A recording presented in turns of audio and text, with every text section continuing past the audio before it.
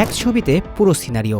Real মাদ্রিদের সাবেক তারকা ওয়েলস সুপারস্টার গ্যারেথ বেলকে বুকে জড়িয়ে ধরে রেখেছেন একজন, অপরজন বুকে জড়িয়ে ধরে রেখেছেন নেইমার জুনিয়রকে। এদের মাঝে কে হচ্ছে টাইগারদের নতুন বস? কারণ শেষ মুহূর্তে যে বড় চমক বাংলাদেশ ফুটবল ফেডারেশনে।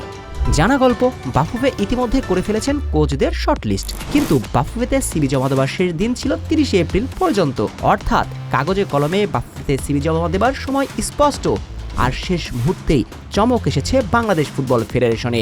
কারণ ওয়েলস জাতীয় দলের সাবেক কোচ ক্রিস কোলম্যান পাঠিয়েছেন তার জীবন বৃত্তান্ত। তাতেই এখন বড় ধামাকা বাংলাদেশ ফুটবলে, কপালে চিন্তার ভাঁজ টিটুদের। কারণ শর্ট লিস্টে ক্রিস কোলম্যানকে সংযোজন যে করতে বাধ্যই হবেন তারা। কেননা মস্ত বড় কোচিং ক্যারিয়ার কোলম্যানের 2016 ইউরোতে ওয়েলসকে নিয়ে এসেছিলেন শেষ চারে। যদিও নামে ভারের বড় দল ওয়েলস কখনোই ছিল না, ইউরোপ ফুটবলে সবসময় পিছিয়েই ছিল তারা। কিন্তু শুধুমাত্র সুপারস্টার গ্যারেথ বেলকে সঙ্গী করে নিজের ট্যাকটিক্স দেখিয়ে বড় জায়ান্টদের বিদায় করেন।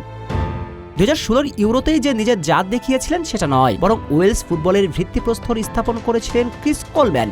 2012 সালে ওয়েলস জাতীয় দলের দায়িত্ব নিয়ে একঝাঁক তরুণদের নিয়ে দল সাজান। গ্যারেথ বেলকে সামনে রেখে টানা 3 বছর দলকে তৈরি করেছেন, যার ফল ওয়েলস ফুটবল পায় 2016 ইউরোতে। টুর্নামেন্টের শেষ চারে উঠেছিল দলটি, এবং ইউরোর 1 বছর পর অর্থাৎ 2016 সাল পর্যন্ত তিনি ওয়েলস জাতীয় দলের দায়িত্ব পালন করেছেন। সব মিলিয়ে 5 বছর ছিলেন দেশটির ড্রাগ আউটে।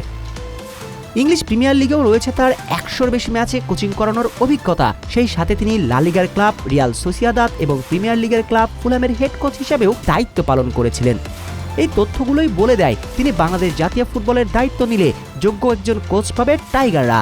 শুধু তাই নয়, তিনি দায়িত্ব নিলে বাংলাদেশ ফুটবলের ঘরোয়া কাঠামো নিয়ে কাজ করবেন, তাতে কোনো সন্দেহ নেই।